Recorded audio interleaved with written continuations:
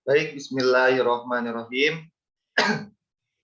Sebelumnya perkenalkan nama saya Rifki Aulia Rahman dari kelas Biologi A semester 5 dengan NIM 19081060018. Di sini saya akan menjelaskan PPT yang saya buat terkait dengan multimedia pembelajaran biologi.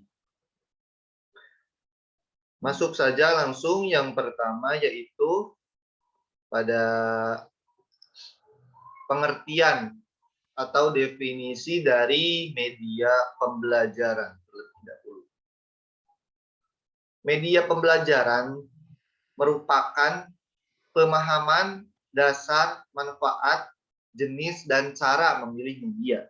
Sementara itu ditinjau dari segi menurut Heinrich dan teman-temannya dalam buku yang ditulis yaitu Arsyad pada 2013 mengemukakan istilah media pembelajaran sebagai perantara yang menyampaikan informasi antara sumber dan penerima.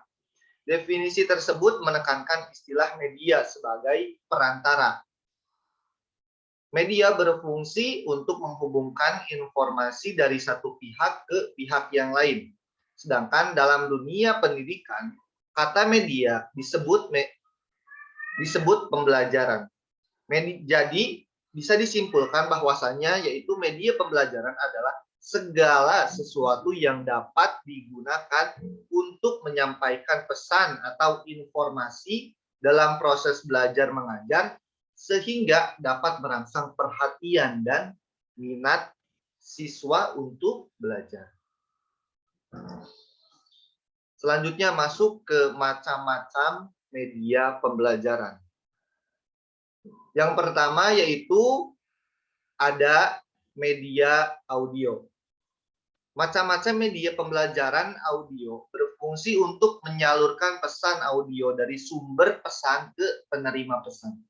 Media audio berkaitan erat dengan indera pendengaran. Dilihat dari sifat pesan yang diterima, media audio dapat menyampaikan pesan verbal atau bahasa lisan maupun kata-kata. Dan non-verbal yaitu bunyi-bunyian dan vokalisasi.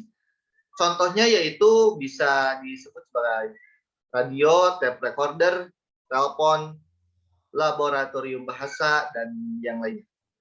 Yang kedua yaitu ada media visual. Macam-macam media pembelajaran visual adalah media yang hanya mengandalkan indera penglihatan.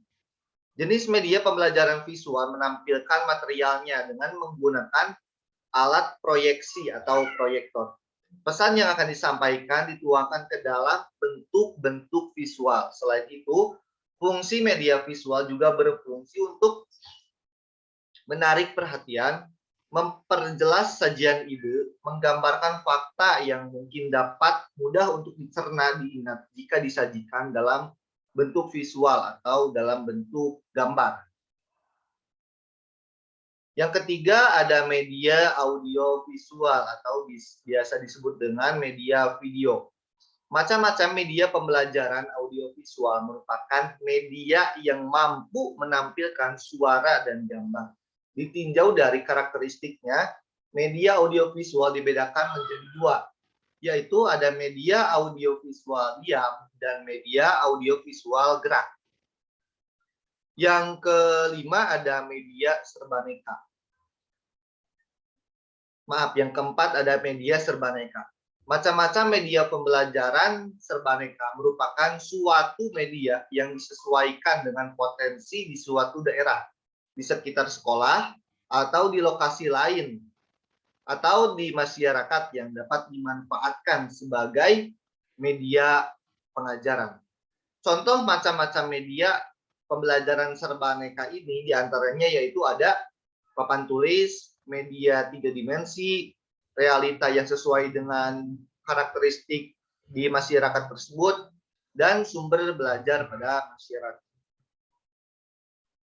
Yang kelima, macam-macam media pembelajaran yaitu ada gambar fotografi. Gambar fotografi diperoleh dari beberapa sumber, misalnya dari surat kabar, lukisan, kartun, ilustrasi, atau foto yang diperoleh dari berbagai sumber tersebut dapat digunakan oleh guru atau pengajar secara efektif dalam kegiatan belajar mengajar dengan tujuan tertentu. Yang keenam ada peta dan globe. Macam-macam media pembelajaran berikutnya yaitu ada peta dan globe. Ini berfungsi untuk menyajikan data-data lokasi seperti keadaan permukaan, baik itu bumi, dataran, daratan, sungai-sungai, gunung, dan tempat-tempat, serta arah dan jarak. Masuk ke pembahasan yaitu tentang prinsip-prinsip media pembelajaran. Selain itu, media pembelajaran yang baik harus memperhatikan prinsip-prinsip pengembangan media yang sesuai dengan teori-teori belajar. Prinsip-prinsip psikologis yang perlu mendapat pertimbangan dalam pemilihan dan penggunaan media adalah yang pertama yaitu memotivasi siswa dalam belajar. Tentunya ini harus kena ya, media pembelajaran yaitu dapat memotivasi siswa dalam belajar, memahami perbedaan individu sesuai dengan tujuan pelajaran, isinya pun harus terorganisasi, ketersediaan siswa dalam belajar, menumbuhkan emosi siswa dalam arti yang positif, menumbuhkan partisipasi siswa, memberikan umpan balik. Yang selanjutnya itu latihan-latihan dan penerapan. Masuk ke pembahasan manfaat daripada media pembelajaran. Seperti yang telah dijelaskan di awal, bahwasannya yaitu media adalah perantara atau penghubung. Media pembelajaran memberikan manfaat dan pembelajaran di kelas diantaranya meningkatkan perhatian siswa, motivasi siswa, meningkatkan efektivitas pembelajaran dan penyesuaian dengan tingkat perkembangan siswa. Selanjutnya pada tingkat yang menyeluruh dan umum, media dapat dilakukan dengan mempertimbangkan faktor-faktor berikut. Yang pertama, ada hambatan pengembangan dan pembelajaran yang meliputi faktor-faktor dana, fasilitas, dan peralatan yang tersedia, waktu yang tersedia, dan sumber-sumber yang tersedia.